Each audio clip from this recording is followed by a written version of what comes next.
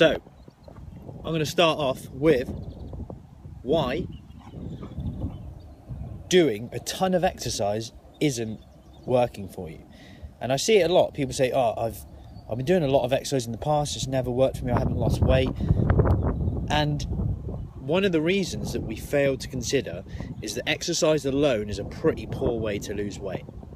And they've shown this in the research. Now, one reason for this is because when you exercise, how do you feel? Oh, I deserve that, that was hard. You perceive it as hard sometimes. Okay, so if you perceive something as hard, you feel like you often burn a lot of calories and then you end up maybe eating more.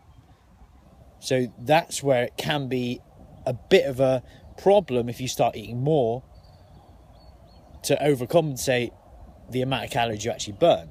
Now, number two, imagine you're doing loads of spinning classes, body pump, real intense stuff. And how do you feel afterwards? Maybe a bit tired.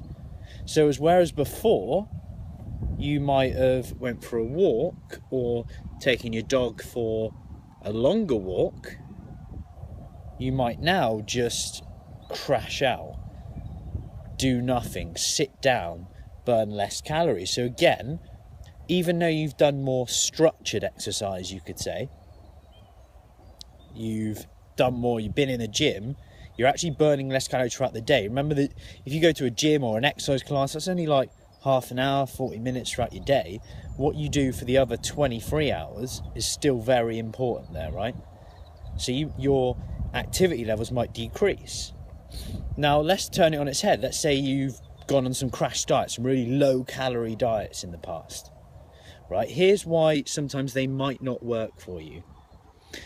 Because if you start eating a lot less, your body might start to compensate. You might start to fidget less. You might start to make subconscious decisions like getting the lift instead of the stairs. And that's where like pedometers can be quite good, or Fitbits to track your steps to make sure you're hitting kind of that minimum step count, or keeping things consistent.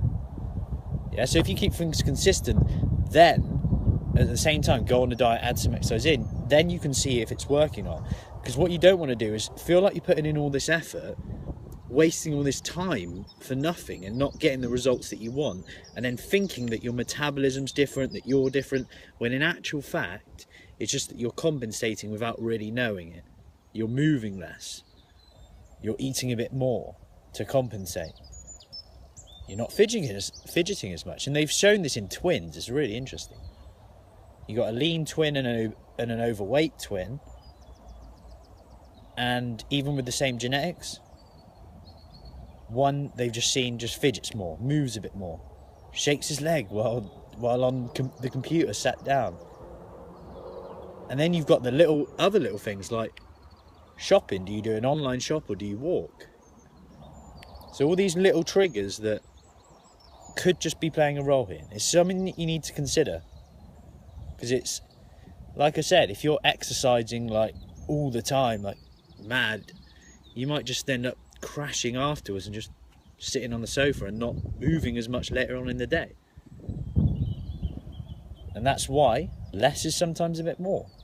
And you don't need to do all this crazy diet or exercise regime that really takes over your life, that you have to start on a Monday. Imagine doing a nutritional strategy that you could start on a Friday. That would be pretty awesome, right? Now, that's pretty much all I got, because I need to start throwing the ball again for the dog and make sure I get my steps in. So, I know what you're thinking as well. Matt, when are you going to get your hair cut? Well, the answer is today. So, that's all I got for you. Yeah, that's it. Any questions you got, let me know. 3 spaces left on the seminar as of today, I think. So, you know what to do. PM me if you're interested. Take care. Have a good day.